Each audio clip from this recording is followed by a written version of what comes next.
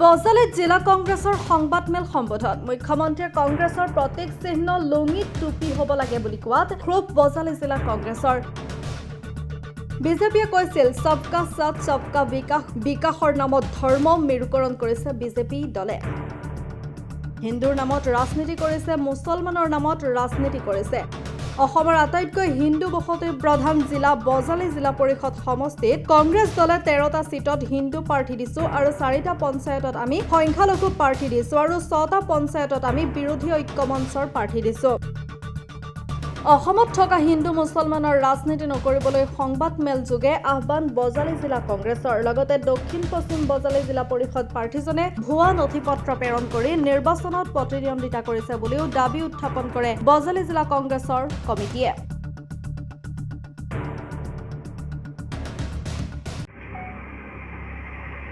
মই আটাইগৰাকী সাংবাদিকক নমস্কাৰ জনাইছোঁ আৰু আজিৰ এই যি আমি প্ৰেছ মিট দিছোঁ তাৰ মূল কথাটো হ'ল আমি এপি লেভেলত আমি 27টা আমাৰ চিট আছিল তাৰে আমি 4টা ইতিমধ্যে আমাক ক'লে আগৰ বক্তাগৰাকীয়ে 4টাত আমি দিব নোৱাৰিলোঁ এনেকুৱা নহয় দিব নোৱাৰিলা নহয় আমি আটাইকেইগৰাকী ঠিক কৰিছিলোঁ ৰাতি বিৰোধী পক্ষই গৈ পেলাই দাবী ধমকিৰে তেওঁলোকক এই নমিনেশ্যন পেপাৰখন তাত দিয়াত মানা কৰিছোঁ গতিকে এইটো এটা 1 নম্বৰ কথা আৰু ঘৰত গৈ টকা লভ দিছে আমাৰ কুৰবাহা যিখন জিবি আছে তাৰ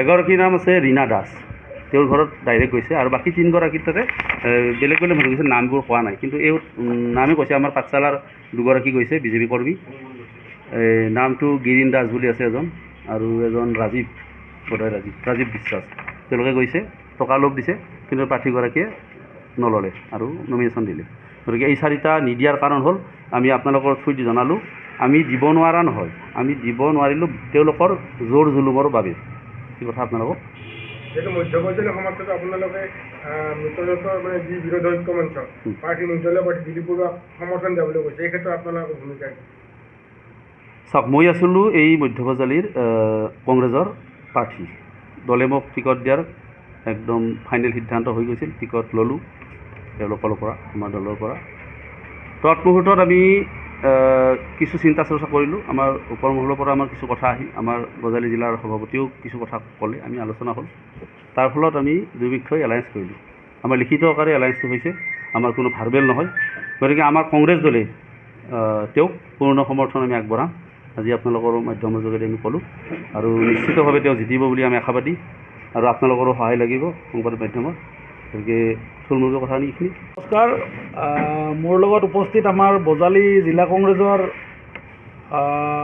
বিষয়ববীয়াসকল আৰু আমাৰ শ্ৰদ্ধাৰ সাংবাদিক বন্ধুসকল আজি আমি এই সংবাদমেলখন বজালি জিলা কংগ্ৰেছৰ উদ্যোগত যি আয়োজন কৰিছোঁ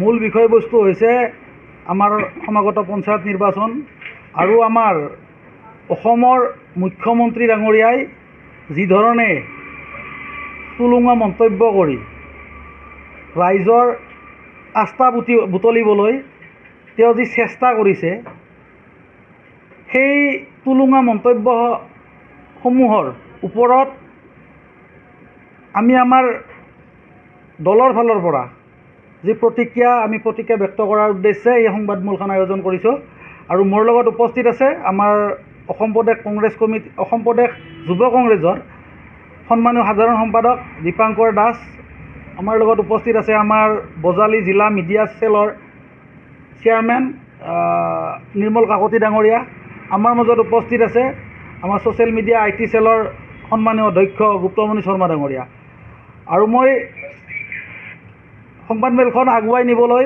আমাৰ যুৱ কংগ্ৰেছৰ সন্মানীয় সাধাৰণ সম্পাদক ডাঙৰীয়াক অনুৰোধ জনাইছোঁ নমস্কাৰ পোনপ্ৰথমতে আজিৰ ইয়াত উপস্থিত সংবাদ মাধ্যমৰ বন্ধুসকলক আমাৰ তৰফৰ পৰা সংগ্ৰামী অভিনন্দন জ্ঞাপন কৰিছোঁ আপোনালোক সকলোৱে জানে যে বিজেপিয়ে কৈছিল সবকা সাথ সবকা বিকাশ কিন্তু আমি দেখিবলৈ পাইছোঁ অসমতেই হওক বা ভাৰততেই হওক বিজেপিয়ে সকলোৰে বিকাশ কৰা নাই কেৱল ধৰ্মীয় মেৰুকৰণৰ নামত তেওঁলোকে আজি যুগ যুগ ধৰি বসবাস কৰি অহা ধৰ্ম বিভাজন কৰিছে যুগ যুগ ধৰি বসবাস কৰি অহা মানুহৰ মাজত ধৰ্ম বিভাজন কৰিছে হিন্দুৰ নামত ৰাজনীতি কৰিছে মুছলমানৰ নামত ৰাজনীতি কৰিছে বৰ্তমানৰ মুখ্যমন্ত্ৰী হিমন্ত বিশ্ব শৰ্মা ডাঙৰীয়াই কৈছে যে এতিয়া কোনো হিন্দু মানুহে কংগ্ৰেছ নকৰে, কেৱল মুছলিম মানুহে কংগ্ৰেছ কৰে। সেইকাৰণে কংগ্ৰেছৰ যি প্ৰতীক আছে হাতৰ ঠাইত লুঙি টুপি কৰি দিব লাগে। গতিকে এই গোটেই বিষয়টোক আমি বজালী জিলা কংগ্ৰেছ কমিটিৰ তৰফৰ পৰা প্ৰত্যুত্তৰ দিছোঁ। এইকাৰণে দিছোঁ যে অসমৰ আটাইতকৈ হিন্দু বসতি প্ৰধান জিলাই হৈছে বজালী, আৰু বজালী জিলাৰ পৰা আমি মুখ্যমন্ত্ৰী ডাঙৰীয়াক প্ৰত্যুত্তৰ এইকাৰণে দিছোঁ কাৰণ বজালী জিলাৰ অন্তৰ্গত ২৭টা আঞ্চলিক পঞ্চায়তত আমাৰ প্ৰাৰ্থিত্ব দিয়া হৈছে। ২৭টা পঞ্চায়তৰ আমাৰ ১৩টাত আমাৰ হিন্দু মানুহক আমি প্ৰাৰ্থিত্ব দিছোঁ। 4টা পঞ্চায়তত আমি সংখ্যালঘু মানুহক প্ৰাৰ্থিত্ব দিছোঁ আৰু 6টাত আমাৰ বিৰোধী ঐক্য মঞ্চৰ প্ৰাৰ্থিত্ব দিছোঁ। ২৭টাৰ অন্তৰ্গত যি 4টাত আমাৰ সংখ্যালঘু সম্প্ৰদায়ৰ মানুহক প্ৰাৰ্থিত্ব দিয়া হৈছে, সেইকেইটা পঞ্চায়তত শাসকীয় আৰু মিত্ৰজোঁটেও সংখ্যালঘু মানুহকে প্ৰাৰ্থিত্ব দিছে। এতিয়া আমি যদি আমাৰ চিম্বলটো যদি লুঙি টুপি কৰিব লাগে, এতিয়া বিজেপিও পদুম ফুলৰ ঠাইত লুঙি টুপি চিম্বল কৰিব নেকি? কাৰণ তেওঁলোকেতো সংখ্যালঘু মানুহক প্ৰাৰ্থিত্ব দিছে।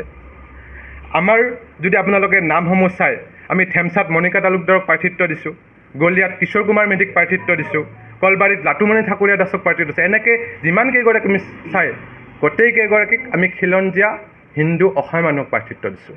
গতিকে এই ক্ষেত্ৰত আমি মুখ্যমন্ত্ৰী ডাঙৰীয়াক ক'ব বিচাৰিছোঁ যে আপুনি উন্নয়নৰ কথা কৈ ৰাইজৰ ওচৰত যাওক, হিন্দু মুছলমানৰ ৰাজনীতি কৰি আমাৰ অসমখনক আপুনি বিভাজিত কৰিব নিবিচাৰিব। আমাৰ সাতাম পুৰুষীয়া যি বান্ধোন আছে, আজি যুগ যুগ ধৰি যি আমাৰ হিন্দু মুছলিম একত্ৰিতভাৱে অসমত বসবাস কৰি আহিছে, সেই মানুহখিনিৰ মাজত আপোনালোকে বিভাজন নানিব আৰু ইয়াত গোষ্ঠীগত সংঘৰ্ষ কৰাৰ কাৰণে আপুনি চেষ্টা নকৰিব।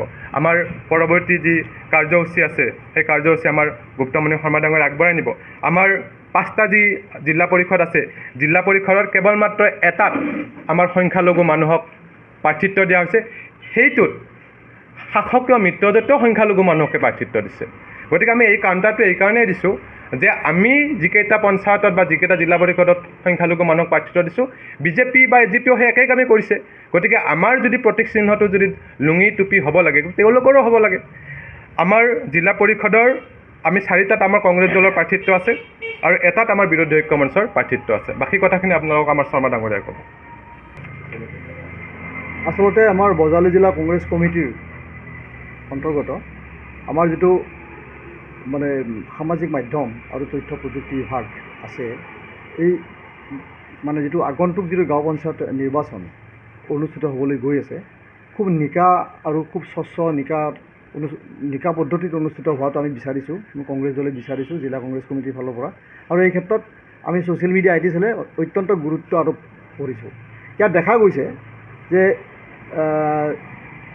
যিদিনাখন স্কুটিনি হৈ গ'ল, নমিনেশ্যন ছাবমিট হোৱাৰ পিছত স্কুটিনি হোৱাৰ তাৰ পৰৱৰ্তী দিনাখন মানে অনলাইনত এফিডেভিটবোৰ মানে কৰ্তৃপক্ষই মানে কৰিছে আৰু আপডেট কৰিছে আৰু তাৰ পৰা আমি এফিডেভিটবোৰ কালেক্ট কৰিছোঁ। এফিডেভিট কালেক্ট কৰি আমি দেখিলোঁ যে বিশেষকৈ দক্ষিণ পশ্চিম যিটো বজালী জিলা পৰিষদ আছে, সমষ্টি আছে, তাত যিগৰাকী মানে কেণ্ডিডেটে মানে এফিডেভিট দিছে, মনোনয়ন পত্ৰ দাখিল কৰিছে, তেওঁৰ নামটো হৈছে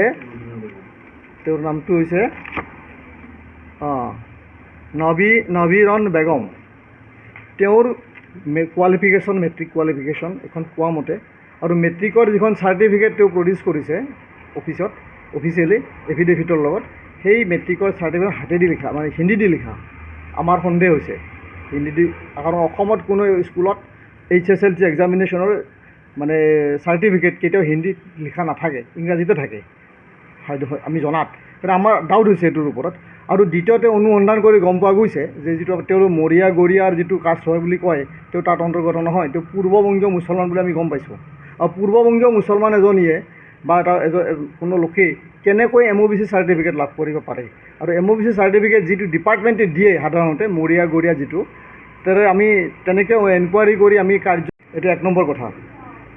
2 নম্বৰ কথা হৈছে কি যে আমাৰ যিটো বাকী 2টা ZPC, স্পেচিয়েলি মধ্য বজালী যিটো ZPC আছে আমাক, মানে জিলা পৰিষদ যিটো সমষ্টি, তাত যিগৰাকী বিজেপিয়ে নমিনেশ্যন পত্ৰ দাখিল কৰিছে, তাত যিখন এফিডেভিট তেওঁ দাখিল কৰিছে, তেওঁৰ এফিডেভিটত আমি পাইছোঁ যে বিশেষকৈ পেৰাগ্ৰাফ নাম্বাৰ 3A 2 ক্লজত তেওঁৰ স্পাউচ অৰ্থাৎ তেওঁৰ ঘৈণীয়েক, স্পাউচ হ'লে যিহেতু মেইল হয়, তেওঁৰ ৱাইফ হ'ব, ৱাইফৰ নামটো তেওঁ উল্লেখ কৰিছে সুস্মিতা দাস। তেওঁৰ কোনো বেংক একাউণ্ট নাই বুলি কৈছে, তাৰপিছত তেওঁৰ কোনো পান কাৰ্ড নাই বুলিও কৈছে, তেওঁৰ টেক্স গভমেণ্ট টেক্সৰ একো নাই বুলি কৈছে, ন' লিখা আছে এইটো। কিন্তু আমি অনুসন্ধান কৰি গম পাইছোঁ যে ৰঞ্জিত চালৈ, প্ৰাৰ্থী ৰঞ্জিত চালৈ, তেওঁৰ ৱাইফ ঘৈণীয়েক সুস্মিতা দাস হৈছে 3 নম্বৰ নিত্যানন্দ মজলীয়া বিদ্যালয়ৰ টেট শিক্ষয়িত্ৰী হয়। তেওঁতো দৰমহা পাই আছে, তেওঁতো বেংক একাউণ্ট দৰমহা পাই আছে, তেওঁতো ইনকাম টেক্সৰ কথাও আহি পৰিব ইয়াতে। গতিকে এইটো কনচিল কৰিছে দেখা দেখি এফিডেভিটত, আমি সেইটো কমপ্লেইনত আনিছোঁ। এইটো এটা। আৰু ঠিক অনুৰূপ দিশত দক্ষিণ বজালীত যিজন কেণ্ডিডেট আছে, তেওঁৰ নামটো হৈছে মীনাক্ষী দাস। মীনাক্ষী দাসৰ ক্ষেত্ৰতো একেই হৈছে। তেওঁৰ হাজবেণ্ড হৈছে, নামটো হৈছে ৰাজেন দাস। তেওঁ NH কলেজৰ ফিল'চফিৰ প্ৰফেচাৰ হয়। কিন্তু তেওঁৰ এফিডেভিটতো মীনাক্ষী দাসে তেওঁৰ হাজবেণ্ডৰ ইনকাম টেক্সৰ কথা অনা নাই, একাউণ্টৰ কথাও অনা নাই, প্লাছ পান কাৰ্ডৰ কথা অনা নাই। এই দুটা তেওঁলোকে কনচিল কৰিছে, আৰু সেই দুটা আমি লৈ পেলাই তথ্যভিত্তিকভাৱে আমি আপত্তি দৰ্শাইছোঁ। আৰু আপত্তি দৰ্শাওঁতে আমাৰ 507 নম্বৰ ৰেজিষ্টাৰ্ড হৈছে ইয়াতে নাম্বাৰটো আমাৰ DC অফিচত। 17/4/2025 তাৰিখে আমি ইয়াত ফাইল কৰিছোঁ ছ'চিয়েল মিডিয়া IT চেলৰ তৰফৰ পৰা, আৰু ইতিমধ্যে 19 তাৰিখে এইটো প্ৰেৰণ কৰা হৈছে। এয়া কাগজ হাতত আছে আমাৰ। যোৱা 19 তাৰিখে এইটো আপোনাৰ গুৱাহাটীলৈকে প্ৰেৰণ কৰিছে DC মহোদয়ে, to the secretary, Assam state election কমিশ্যনলৈ গৈছে। এতিয়া কি ধৰণৰ ষ্টেপ লয়, তেওঁলোকে কেনেকৈ কি কয়, সেইটো তেওঁলোকে নিৰ্বাচন আয়োগৰ বিষয়ে অন্তৰ্গত হ'ব।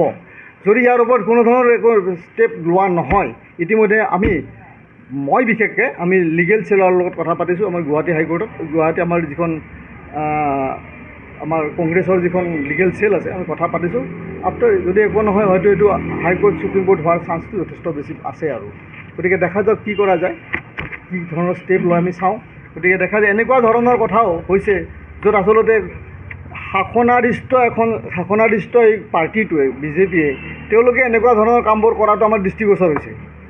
আল্টিমেটলি তেওঁলোকে নিখুঁত গাঁও পঞ্চায়তৰ নিৰ্বাচন নিখুঁতকৈ যিটো অনুষ্ঠান কৰিব লাগে, স্বচ্ছ হ'ব লাগে, তেওঁলোকে তাত আগভাগ লোৱা নাই। গতিকে আৰু তেওঁলোকে কথা কয়। গতিকে আমাৰ ফালৰ পৰা এইখিনি ক'বলগীয়া।